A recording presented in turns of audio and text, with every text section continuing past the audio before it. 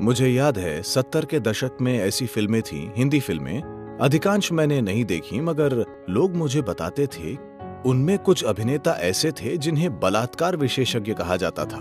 देखिए, समाज में हिंसा है, आपको उसे छिपाने की जरूरत नहीं है, मगर क्या आप उसका गुणगान कर रहे हैं या इस रूप में उसे दिखा रहे हैं कि लोग कहें ऐसा नहीं होना चाहिए?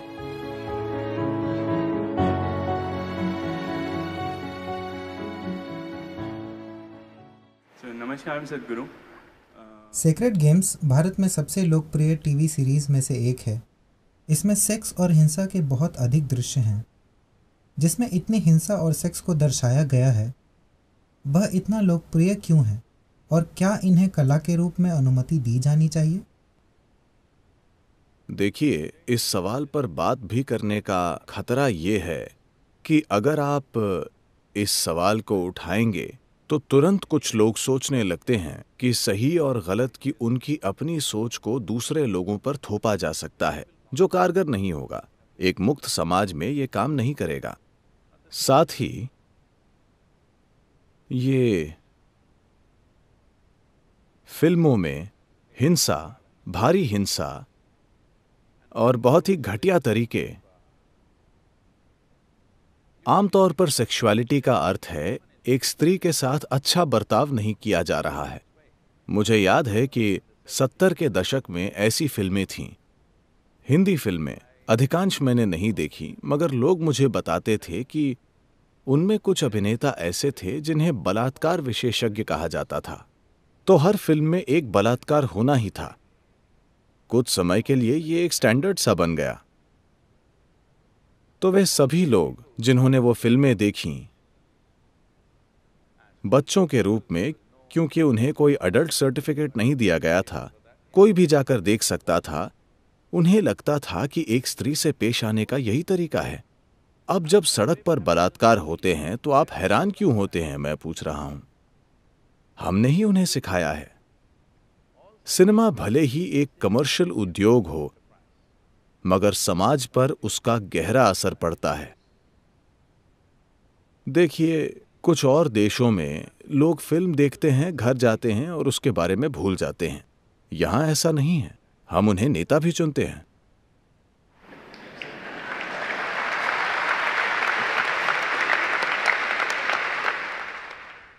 क्योंकि इस देश में सिनेमा सिर्फ सिनेमा नहीं है, सिनेमा वास्तविकता से कहीं अधिक है। जब ऐसा है तो मेरे विचार में उसे अधिक जिम्मेदारी से बनाना चाहिए। हम क्या बनाने की कोशिश कर रहे हैं? अगर आप उसे बाहर से काबू में करने की कोशिश करेंगे तो वो बदसूरत हो जाएगा। अगर लोग किसी भी चीज का और हर चीज का इस्तेमाल समाज की कीमत पर सिर्फ पैसे कमाने के लिए करेंगे तो ये निश्चित रूप से बदसूरत हो जाएगा। मैं नहीं जानता कि ये टेलीविजन सीरियल कौन सा है, क्योंकि मुझे कभी देखने का समय नहीं मिलता। वो जो भी है, मैं संदर्भ नहीं जानता। देखिए, समाज में हिंसा है, आपको उसे छिपाने की जरूरत नहीं, आप उसे दिखा सकते हैं। समाज में कामुकता है, आपको उसे छिपाने की जरूरत नहीं, आप उसे दिखा सकते हैं। मगर क्या आप उसका गुणगान कर रहे हैं या इस रूप में उसे दिखा रहे हैं कि लोग कहें ऐसा नहीं होना चाहिए? आपने बलात्कार दिखाया क्योंकि ऐसा हुआ। जब लोग उसे देखें तो उन्हें कहना चाहिए ऐसा नहीं होना चाहिए। अगर वे सोचते हैं वाह ऐसा ही होना चाहिए, फिर आप कैसा समाज बना रहे हैं?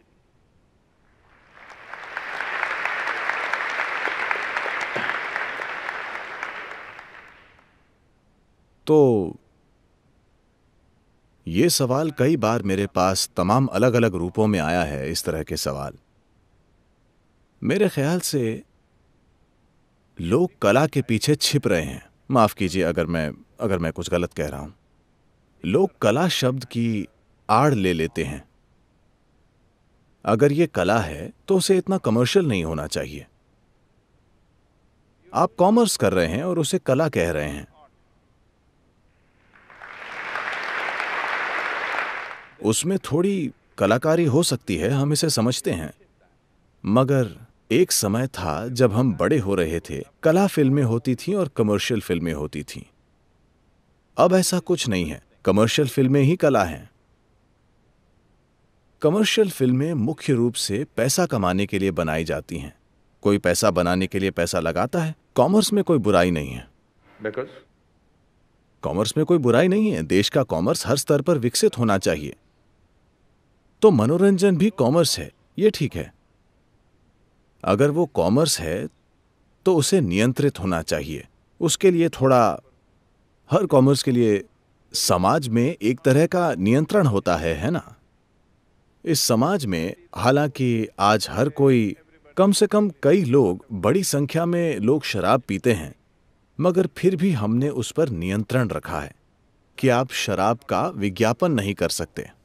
वे एक शराब की बोतल दिखाएंगे और बताएंगे सीडी और संगीत, हाँ या ना?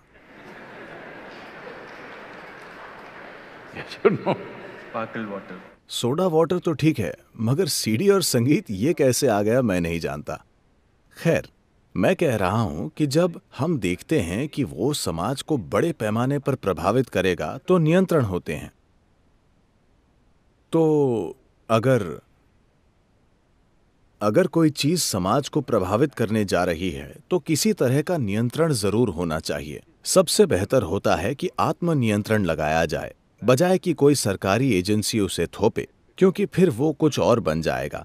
वो बहुत बदसूरत हो जाएगा। कोई जो उसके बारे में कुछ नहीं जानता, इसका मकसद ये तय करना नहीं है कि लोगों को क्या देखना चाहिए और क्या नहीं।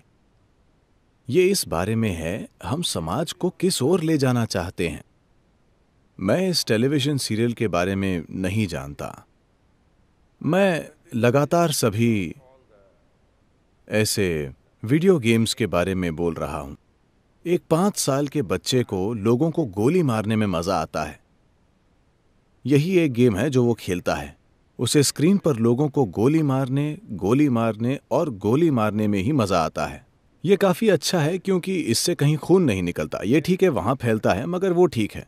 अब जब वो 18 साल का हो जाएगा तो क्या वो थोड़ा असली मजा नहीं लेना चाहेगा? हेलो? अमेरिका में स्कूलों में गोलीबारी हो रही है। लोग सोचते हैं ये अमेरिका की दिक्कत है। नहीं नहीं नहीं, अगर भारतीय घरों में बंदूकें होती तो यहां भी होता। हेलो? आपको लगता है कि ये नहीं होगा? अमेरिका में हर घर में एक से अधिक हथियार है, ठीक है? लगभग हर घर में एक से अधिक हथियार है, कम से कम। वहां कम से कम एक शॉटगन और एक हैंडगन है, निश्चित रूप से। we have toy guns. वो नहीं, मैं असली बंदूकों की बात कर रहा हूं। तो उनके पास बंदूक है, इसीलिए यह सिर्फ अमेरिका में हो रहा है। लेकिन अगर भारतीय घरों में हथियार होते तो यहां भी बच्चे निश्चित रूप से एक दूसरे को गोली मार रहे होते। जब भावनाएं भड़कती हैं तो आप गोली मारना चाहते हैं, है ना? तो अगर 4-5 साल की उम्र से आप अभ्यास कर रहे हैं कि लोगों को गोली कैसे मारें, जब आप 16, 17, 18 के होते हैं, आप असली चीज नहीं चाहते? क्या आप असली खून नहीं देखना चाहते? मुझे नहीं दिखता क्या गलत है। अगर आप लगातार अपने बच्चों को स्क्रीन पर यह करने के लिए तैयार करते हैं तो आपको क्या परेशानी है अगर वो असली में ऐसा करें, या उसका दोस्त असली में ऐसा करे और आपके बच्चे को गोली मार दे? क्या समस्या है, मैं पूछ रहा हूं। क्योंकि आपको समझना चाहिए कि हर कार्य के कुछ परिणाम होते हैं।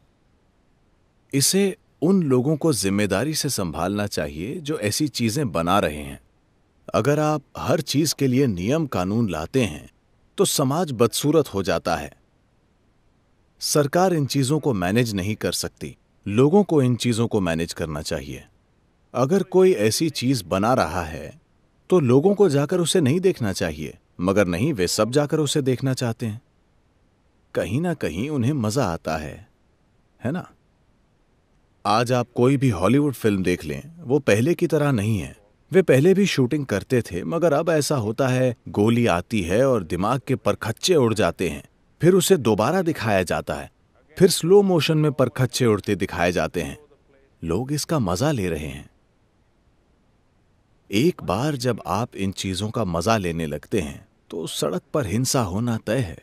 सवाल बस क्रमिक बढ़ोतरी का है ना? तो हम किस तरह का समाज बनाना चाहते हैं?